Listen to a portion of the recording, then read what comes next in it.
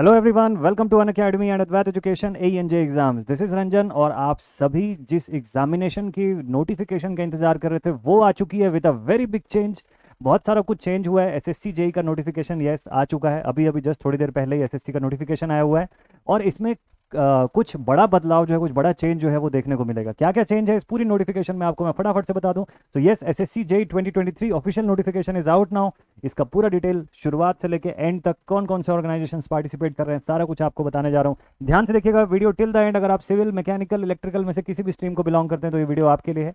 Till the end इसको देखिएगा, complete details आपके सामने ये रहेंगी। तो सबसे पहले आपको आना है SSC की ऑफिशियल वेबसाइट पर, ssc.nic.in nic.in पर आप आएंगे। यहाँ पे पहला ही नोटिफिकेशन आपको यहाँ पे दिखाई दे जाएगा, notice of junior engineer civil, mechanical and electrical examination 2023। इसको आप यहाँ से क्लिक करके डाउनलोड कर लेंगे। मैंने ऑलरेडी डाउनलोड कर लिया है तो मैं यहाँ से अभी इसको नहीं डाउनलोड कर रहा हूँ। मैं सीधे सीधे आपको अपने डाउनलोडेड फाइल की तरफ जो है वो लेकर के पहुँचता हूँ। ठीक है, तो चलिए देखते हैं भाई। डाउनलोडेड फाइल जो है वो मेरे पास यहाँ पर ओपन है। इसमें देखते हैं नोटिफिकेशन का डिटेल। तो ऐसी नोटिफिकेशन आपके पास आ जाएगी और इसमें अगर आप देखें तो junior engineer civil, mechanical, electrical examination 2023 as per the expectation SSC ने बिल्कुल अपने एग्जैक्ट मेंशन डेट पर ही नोटिफिकेशन रिलीज किया है। फॉर्म फिलअप का लास्ट डेट भी वैसे ही दिया हुआ जैसे उन्होंने अपने कैलेंडर में मेंशन किया था, यानी कि 26 जुलाई से ये फॉर्म आ गया है। ठीक है, 26 जुलाई से देखिए ऑनलाइन एप्लीकेशन जो है आपका स्टार्ट, और 16 अगस्त जो है वो फॉर्म का क्लोजिंग डेट इन्होंने फाइनल कर दिया। ठीक है, तो ये दोनों डेट्स बिल्कुल बढ़िया से आप याद रखिएगा। Next thing, last date for application 16 August, जैसा कि मैंने आपको बताया। Date for the window for application form correction, ये बहुत इंपॉर्टेंट है। पिछली बार बहुत सारे बच्चों का मिस्टेक हुआ था जो करेक्ट नहीं कर पाए थे क्योंकि उनको सही जो करेक्शन विंडो जो था उसका आइडिया प्रॉपर नहीं था, या भूल गए थे मे बी शायद डेट। तो एक ये बड़ा इंपॉर्टेंट थिंग है कि भाई अगर फॉर्म में आपके कहीं पे गलती हो जाती है, आपको करेक्शन कराना है, तो उसका विंडो कब ओपन रहेगा? 17 अगस्त से 18 अगस्त 23 आवर्स तक। ठीक है, यही ड्यूरेशन मिलेगा आपको फॉर्म में करेक्शन करने का। तो जरूर से आप करेक्शन करवा लें। बहुत सारे बच्चों का फॉर्म रिजेक्ट हो जाता है केवल इसी वजह से। ठीक है, tentative schedule of computer based examination October 2023, पता ही है हम लोगों को, उनके ऑफिशियल कैलेंडर के हिसाब से डेट्स वगैरह सब मेंशन्ड है। अब इसमें चेंज क्या हुआ है, नया चीज़ क्या हुआ है? तो बहुत बड़ी बड़ी बिग न्यूज़ है। सबसे पहले तो एक तो अच्छी चीज़ ये है कि फरक्का बैरेज इस बार पार्टिसिपेट कर रहा है, लेकिन खराब चीज़ ये कि इलेक्ट्रिकल वालों के लिए नहीं पार्टिसिपेट कर रहा है। ठीक है, मैकेनिकल सिविल के लिए अवेलेबल है। दूसरी बड़ी चीज़ कि पेपर 2 का सिस्टम थोड़ा सा चेंज हो गया है इसके अंदर। क्या चेंज हुआ है, चलिए ड्यू कोर्स में आपको मैं बताता जाता हूँ कि क्या क्या हो रहा है। सिलेबस में कुछ बड़ा चेंज हुआ है क्या, जिसका काफ़ी लोग एक्सपेक्टेशन लगा रहे थे। सिलेबस में there is no big change. ठीक है, तो सिलेबस जो है इट इज़ स्टिल सेम। तो एकदम आप निश्चिंत होकर पूरा नोटिफिकेशन देख सकते हैं यहाँ से। ठीक है, चलिए तो अब यहाँ से देखते हैं कौन कौन पार्टिसिपेट कर रहे हैं, कौन कौन से ऑर्गेनाइजेशन हैं यहाँ पर। अच्छा, इस बार एक बहुत अच्छी चीज़ ये है कि इस बार आपको वैकेंसी का डिटेल भी शुरू में बता दिया है। कुछ एक आध डिपार्टमेंट को छोड़ करके इस बार वैकेंसी डिटेल भी शुरुआत से मेंशन है, जो 2022 में नहीं मेंशन था, जो ड्यू कोर्स में आगे चल के पता चला था। यहाँ वैकेंसी डिटेल मेंशन है। तो शुरुआत करते हैं सबसे पहले BRO से। जूनियर इंजीनियर सिविल और junior engineer electrical and mechanical की वैकेंसीज यहाँ पर है। डिग्री मांगा हुआ है आपके रेलिवेंट फील्ड में, प्लस साथ में 2 साल का जो वर्किंग एक्सपीरियंस है वो मांगा हुआ है आपके पास उस रेलेवेंट फील्ड में। तो डिग्री भी चलेगा और डिप्लोमा भी चल जाएगा। मतलब अगर आपने डिप्लोमा भी किया हुआ है अपने रेलेवेंट फील्ड में, चाहे सिविल हो, इलेक्ट्रिकल हो या मैकेनिकल का हो, तो डिग्री कैंडिडेट्स भी अलाउड हैं, और डिप्लोमा 3 इयर्स का जिन्होंने रेगुलर डिप्लोमा किया होगा वो भी अलाउड है। लेकिन साथ में दोनों में आपको 2 साल का एक्सपीरियंस मांगा हुआ है। ठीक है, 2 इयर्स का वर्किंग एक्सपीरियंस आपके पास प्लानिंग, एग्जीक्यूशन, मेंटेनेंस ऑफ जो भी आपका जो रेलेवेंट फील्ड है उससे जुड़ा हुआ स्ट्रीम पे। एज लिमिट बात करें, अप टू 30 इयर्स यहाँ पर अलाउड है।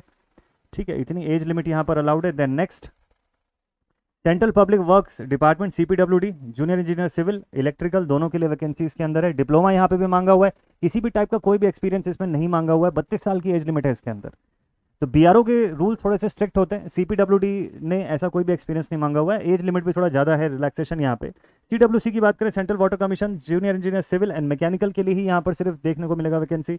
बैचलर या डिप्लोमा दोनों ही अवेलेबल है, मतलब दोनों ही एलिजिबल है। 30 ईयर्स, अप टू 30 ईयर्स तक की एज लिमिट है। साथ में जो गवर्नमेंट नॉर्म्स के हिसाब से एज लिमिट एलिजिबल होती है यहाँ पर वो तो रहेगी। Department of water resources, river development and Ganga rejuvenation, Brahmaputra board, JE civil के लिए अवेलेबल है। 3 इयर्स का diploma in your relevant department. Farakka barrage project इस बार है available, JE civil and JE mechanical के लिए अवेलेबल है। अप टू 30 इयर्स इसमें भी मांगा हुआ है। किसी भी प्रकार का कोई भी एक्सपीरियंस यहाँ पे नहीं मेंशन्ड है। Military engineering services, junior engineer civil, junior engineer electrical and mechanical सभी के लिए एलिजिबल है। आप डिग्री अपने रेलेवेंट फील्ड में आपका रिक्वायर्ड है, या फिर अगर आपने डिप्लोमा किया हुआ है 3 इयर्स का तो वो भी रिक्वायर्ड है यहाँ पे।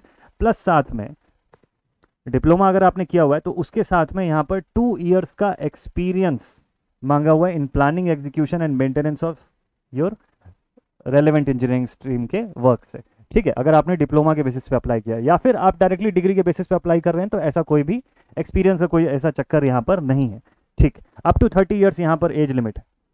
बात करें ministry of ports, shipping and waterways, junior engineer civil, mechanical दोनों के लिए अवेलेबल है। डिप्लोमा यहाँ पर रिक्वायर्ड एसेंशियल क्वालिफिकेशन मांगा हुआ है और 30 इयर्स, अप टू 30 इयर्स की एज लिमिट यहाँ पे दिया हुआ है। एनटीआरओ की तरफ से देखें तो तीनों ही स्ट्रीम के लिए इसने भी वैकेंसी निकाली हुई है। यहाँ पर भी डिप्लोमा ही एसेंशियल यहाँ पे मांगा गया है और अप टू 30 ईयर जो है वो यहाँ पर एज लिमिट की बात कर रहे हैं। तो अब देखते हैं, तो पोस्ट का जो सेक्शन है वो आप देख लिए कि इसमें क्या क्या चीज़ें आपको फिलअप करना है। देन इसके बाद नोटिफिकेशन में अगर आप देखें तो इस बार बहुत अच्छी चीज़ है कि वैकेंसी भी आपको बता दी है।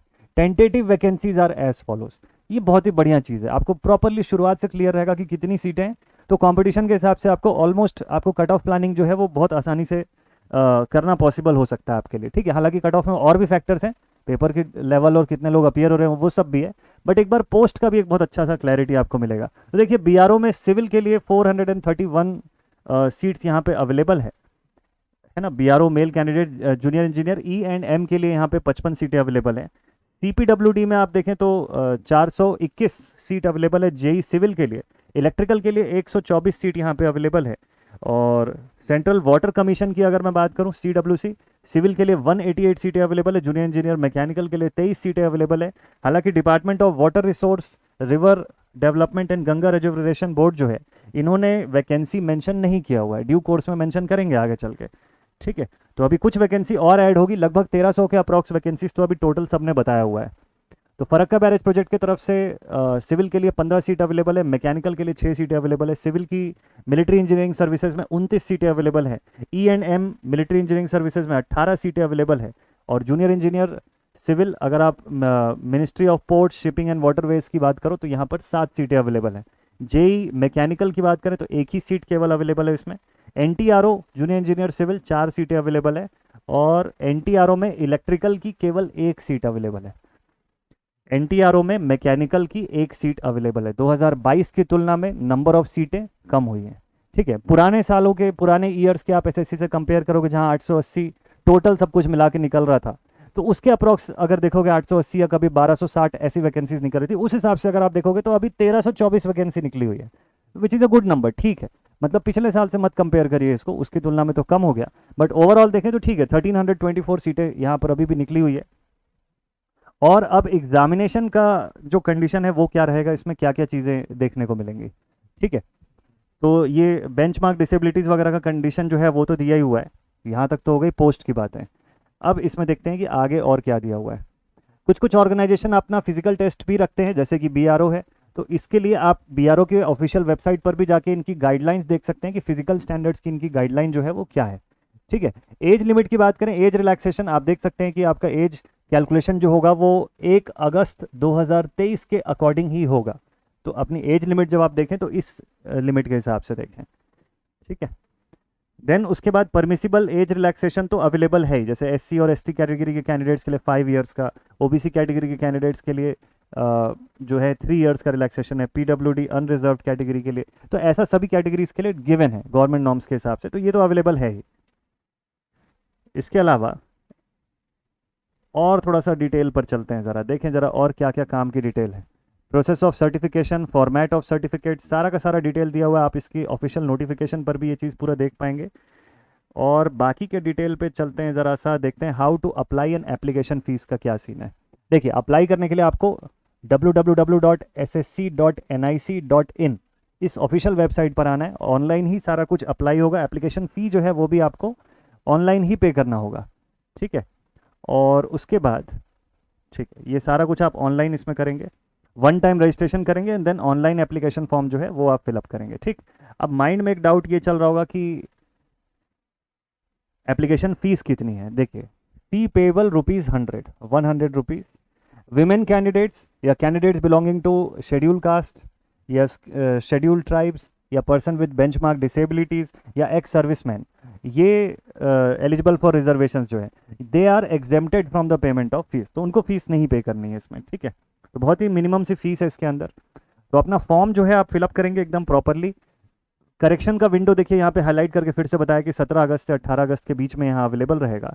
थोड़ा सा और डिटेल में चलते हैं इस नोटिफिकेशन के। तो सेंटर ऑफ एग्जामिनेशन आपको दिखेगा अलग अलग रीजन्स का।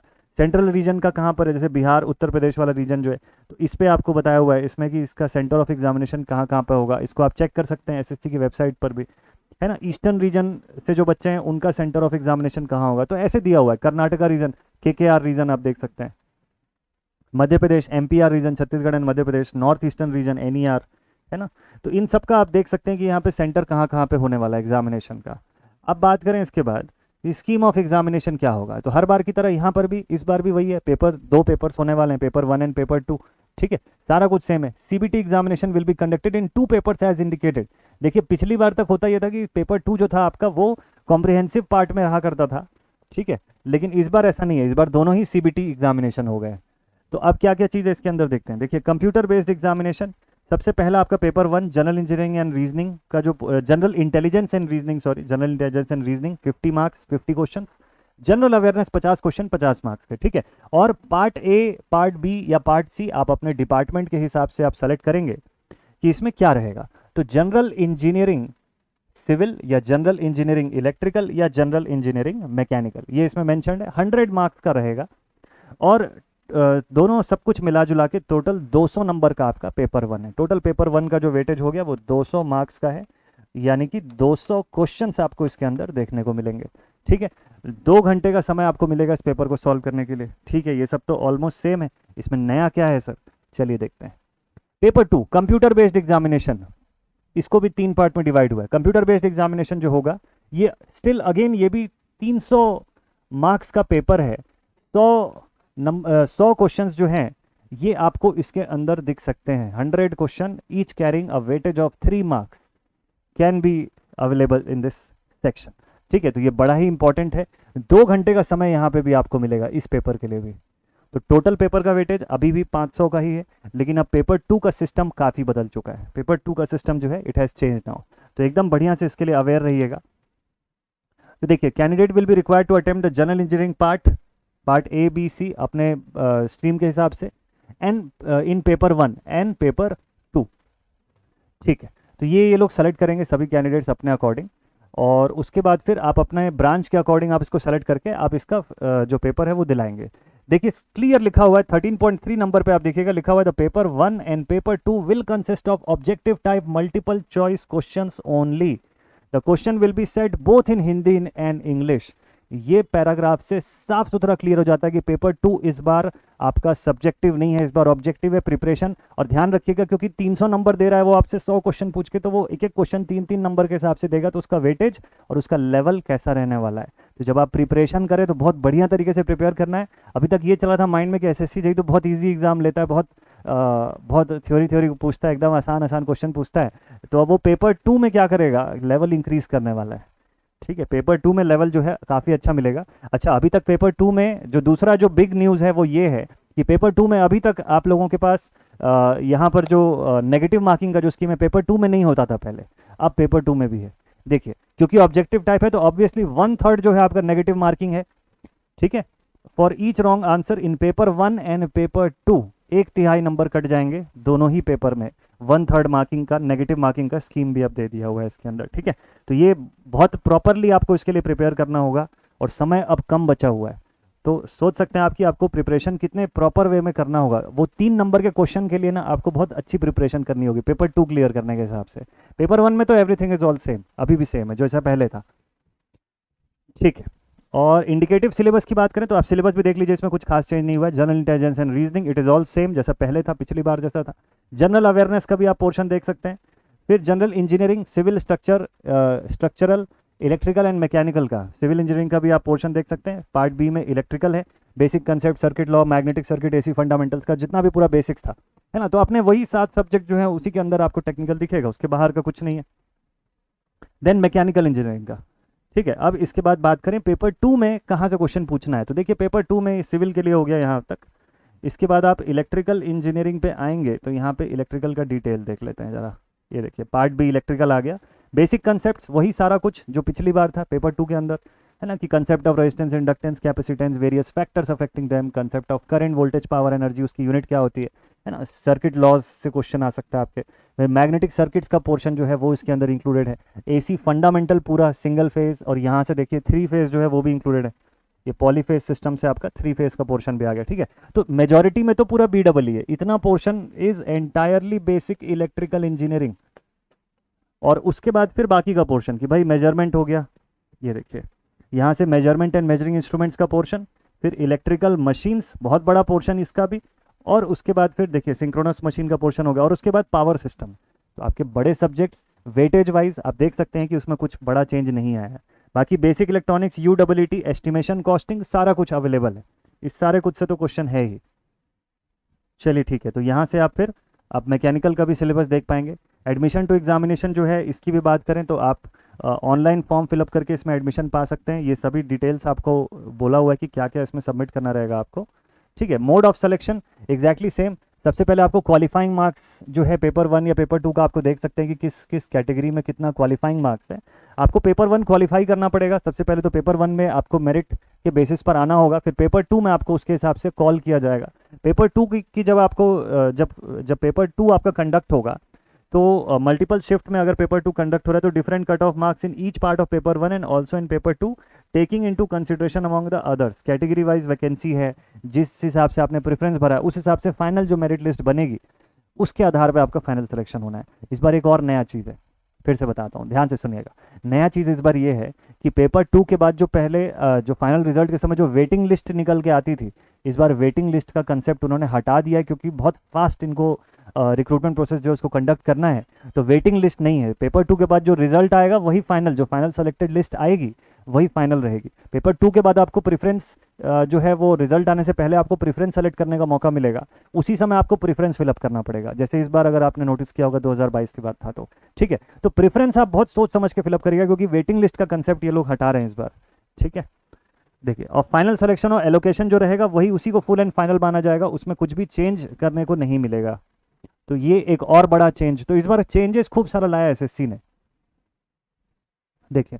और हाँ, अब आपके माइंड में एक आध क्वेश्चन ये आता है कि सर इसको कौन अप्लाई कर सकते हैं। आप इंडिया के किसी भी कोने में रह रहे हो, इंडियन नेशनल्स अगर आप हैं, आपने इसका जो रिक्वायर्ड एलिजिबिलिटी क्राइटेरिया देखा, अगर आप इसको फुलफिल करते हैं, surely you are eligible for it, आप बिल्कुल इस पर अप्लाई कर सकते हैं।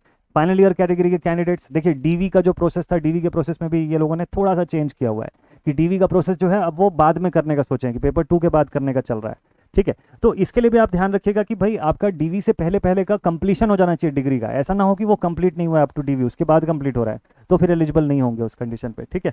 तो फाइनल ईयर वाले स्टूडेंट्स के लिए ये बड़ा इंपॉर्टेंट पार्ट है। देखिए, इसमें और जो जो पॉइंट है मैं आपको फटाफट से बता देता हूँ। देखिए, final allotment of the post is based upon the basis of merit come preference of the post department given by the candidate.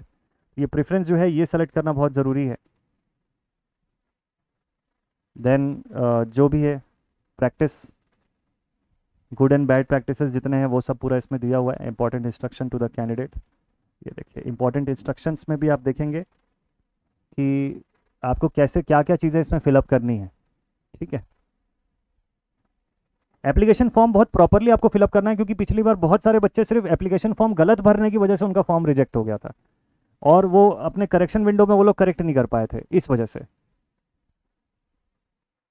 तो करेक्शन विंडो जो है उसको भी ध्यान में रखिएगा, और एप्लीकेशन फॉर्म एकदम प्रॉपर आपको फिलअप करना है, ठीक है। हो गई ऑलमोस्ट मेजर सभी डिटेल्स। अब यहाँ से सर्टिफिकेट्स कौन कौन से अपलोड करने हैं उसका पूरा डिटेल जो है वो शुरू हो जाता है, तो उस पर मैं आपको नहीं लेके जाता हूँ, आप उसको सेपरेटली देख सकते हैं। तो साथ में आपको मैं ये बता दूं कि अगर आप प्रिपरेशन करना चाहते हैं एसएससी जेई एग्जामिनेशन का, तो बहुत ही बेस्ट वे में आप पूरा प्रॉपर प्रिपरेशन कर सकते हैं। आपके पास पूरा ऑल इन वन बैच जो है ये अवेलेबल है एसएससी की तैयारी या ऑल स्टेट एजे एग्जामिनेशन की तैयारी करने के लिए। ये सबसे पहले तो हमारे पिछले 2022 के बैच के जो हमारे रैंकर्स हैं उनको आप देख सकते हैं यहाँ पर अनअकैडमी की तरफ से। और हमारे पास सबसे अच्छी चीज़ एक और हो रही है अभी कि फ्लैट 25% का ऑफर भी चल रहा है, डिस्काउंट भी ऑनगोइंग है। तो और इसके साथ साथ लगभग 4 महीने का फ्री एक्सटेंशन भी आपको मिलने वाला है हमारे ऑल इन वन बैच में। तो इसमें अनलिमिटेड एक्सेस है to all the batches and classes, access to the class PDF in app educator community, access to the practice questions and dedicated test series, और access to multiple AJ examination भी available है। ठीक है, यहाँ पर ये जो ऑफर चल रहा है वो 27 जुलाई तक अवेलेबल रहेगा। तो इसमें आप देखें कि अगर आप प्लस कोर्स सब्सक्राइब करते हैं हमारा 12 महीने का, तो इसके साथ 2 महीने का सब्सक्रिप्शन फ्री है 8041 रुपीज़ में, और 24 मंथ का प्लस सब्सक्रिप्शन अगर आप लेते हैं तो उसके साथ 4 मंथ का एडिशनल आपको फ्री वैलिडिटी मिलता है 11,250 रुपये में, after applying the code GA1111। In case of any query आप इस नंबर पर कॉन्टैक्ट भी कर सकते हैं, लेकिन ध्यान रखिएगा ये ऑफर जो है वो 27 जुलाई तक ही अवेलेबल है। इसके साथ ही जो भी बच्चे एयरपोर्ट अथॉरिटी ऑफ इंडिया के एग्जामिनेशन की तैयारी करते हैं उनके लिए भी एक बहुत बड़ा बिग न्यूज़ है कि AAI की तरफ से वैकेंसीज आई हुई है जूनियर एग्जीक्यूटिव की, 237 वैकेंसी यहाँ पर आई हुई है। और ये जूनियर एग्जीक्यूटिव की जो वैकेंसी है कॉमन कैडर है, एनी ग्रेजुएट यहाँ पे मांगा हुआ है, और मैक्सिमम एज लिमिट 27 साल अलाउ किया हुआ है इसके अंदर, है ना। 40,000 से 1,40,000 के बीच में यहाँ पे सैलरी रहेगी। तो इसके लिए भी अगर आप इंटरेस्टेड हैं, इसके लिए आप पढ़ना चाहते हैं, तो इसके लिए भी हमारे पास कंप्लीट रिकॉर्डेड बैच जो है अवेलेबल है। AI जूनियर एग्जीक्यूटिव की रिकॉर्डेड बैच इज अवेलेबल, आप इस बैच का हिस्सा बन सकते हैं। इसमें यहाँ पर शोन सभी फैकल्टीज़ का पढ़ाया हुआ कंटेंट आपको मिलेगा हिंदी इंग्लिश लैंग्वेज में, AI का रिकॉर्डेड बैच। इसके फीचर्स आप देख सकते हैं, इंडिया टॉप एजुकेटर्स का पढ़ाया हुआ कंटेंट आपको मिल रहा है, कॉम्प्रिहेंसिव कवरेज मिलेगा पूरे सिलेबस का, फुल लेंथ मॉक टेस्ट जो है वो भी इसका हिस्सा है, वो भी इसका पार्ट है अलग से। तो ये भी इसके अंदर एक बहुत ही बड़ा एडिशन है ना। और मैक्सिमम डिस्काउंट्स के लिए ऑब्वियसली इसके अंदर आपको कोड यूज़ करना है GA1111। In case of any query आप इस नंबर पे कांटेक्ट करके और अधिक डिटेल्स पा सकते हैं इस बैच के बारे में। ऑल इन वन बैच की मैं बात करूं तो यहाँ पर शोन सभी फैकल्टीज़ का पढ़ाया हुआ कंटेंट आपको इस ऑल इन वन बैच में मिलता है। हिंदी इंग्लिश लैंग्वेज में इलेक्ट्रिकल का बैच C अभी स्टार्ट हो रहा है, कब से? 27 जुलाई से शुरू हो रहा है। ठीक है, बेसिक इलेक्ट्रॉनिक्स और जनरल साइंस के जो सब्जेक्ट्स हैं वो इसके अंदर अभी स्टार्ट होने वाले हैं। ये बैच का कंप्लीशन जनवरी 2024 में होने वाला है। मंडे टू फ्राइडे इसमें क्लासेस होनी है, 3 to 4 classes per day and 5 to 7 hours का एंगेजमेंट पीरियड होगा।